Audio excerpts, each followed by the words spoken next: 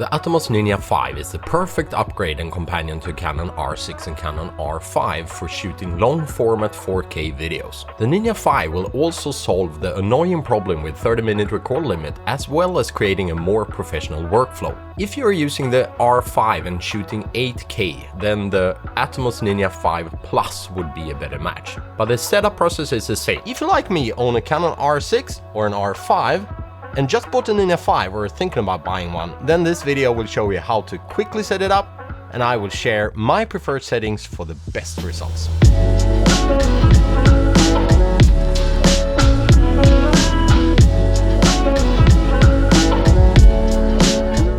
To connect the Ninja V to your Canon R6, R5 or any other camera, you're gonna need an HDMI 2.0 cable. The one provided with the Atomos package is HDMI to HDMI, and for the Canon R6 that won't work. You will need a cable that's micro HDMI in one end and regular HDMI on the other end. I got my cable on Amazon, but you can get whatever. Just make sure it's HDMI 2.0 rated. On the Ninja V you have markings for HDMI in and out. The in is to connect to the camera, it's the signal that's coming from the camera. Then we just connect the micro HDMI onto the Canon R6.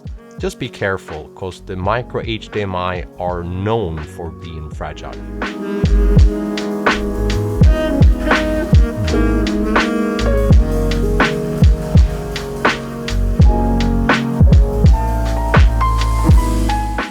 To record on your Ninja V and Ninja V Plus, you need a compatible SSD drive. Personally, I prefer the Atom X Mini SSD because of the form factor. I like that it is flush against the edge of the recorder. This particular version of the Atom X Mini SSD is 500 GB, and that will give you roughly around 75 minutes of recording time in 4K 25 frames per second in ProRes HQ and around 130 minutes in ProRes LT.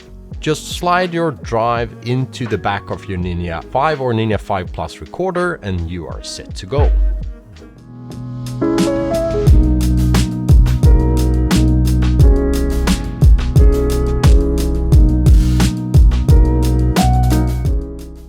Turn on your camera and press the menu button. I prefer manual shooting mode, but you can decide whatever. Under movie record quality, we're gonna pick our desired frame rate and resolution. I usually stay 4K 25 frames per second IPB or 50 frames per second IPB, but you just pick what you desire.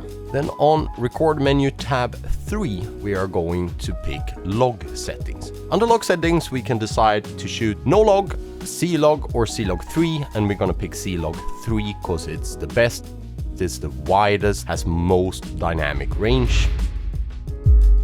And under color space, we can pick Rec 709, BT 2020 or Cinema Gamut, and we are actually gonna pick BT 2020. If you're wondering why I picked BT 2020 instead of the wider Cinema Gamut, at the time of recording this video, there is still an issue when recording externally to the Ninja V using log and Cinema Gamut. It will give an ugly color cast that's, to be honest, quite a pain to fix in post. So pick 2020 and ensure you get proper color when recording externally.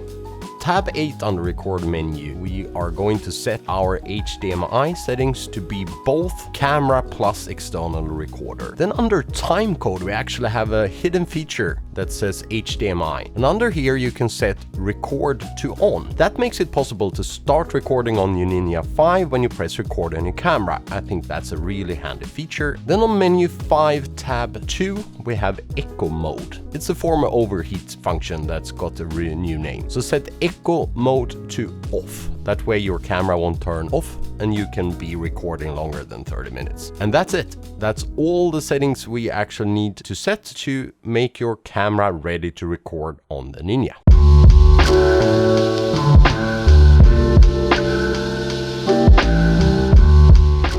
Now when we have sorted the camera, it is time to set up the Ninja.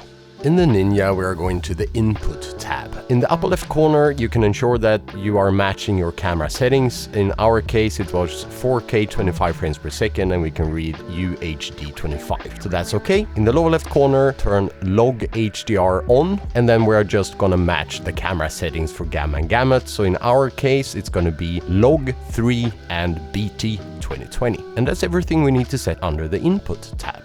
We're skipping the Output tab and going into the Record tab. And here's where you set your record settings, the quality of your recording. I usually shoot ProRes HQ. Some prefer LT. It's a very little difference, but I prefer the HQ. So it's going to be ProRes HQ. That's actually everything we need to set for the actual recording. It can also be a good idea to format your SSD, in particular if it's a new disk. To do that, just scroll to the Media tab and hit Format. And of course, please don't do this if you have footage on your disk, but that's a responsibility I'm gonna leave to you. You can tell the Ninja is recording by the icon as well as the red frame around your image. When you're done recording, just slide your SSD out of the Ninja and then put it in the caddy. It is a hard drive, so just be a little bit careful when you put it in the caddy. Just don't push too hard. Just line it up and gently squeeze it in place. Then just put the caddy in your computer and offload your media.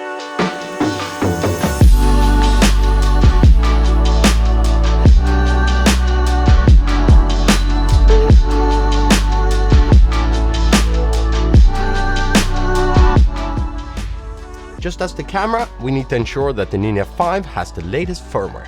Head over to the Atomos site, and under support you can find Ninja, and there you download the latest firmware. Once it's finished downloading, insert the disk into the caddy and put that into your computer. Then you drag the firmware file to the root of your SSD. This is important, the file, not the folder. Then put your SSD into the Ninja and power it up. The Ninja will automatically start updating the firmware. Do not remove your SSD or turn off the Ninja at this point. Just let it work until it's finished. It will automatically reboot when done. And now you have updated the firmware on your Ninja and are ready to go. I really hope you got as much out of this video as I did making it. And if you did, consider giving it a thumbs up or maybe even subscribing. If you want to make your Canon R6 an even better camera, I think you should check this playlist out. I see you there. Bye bye.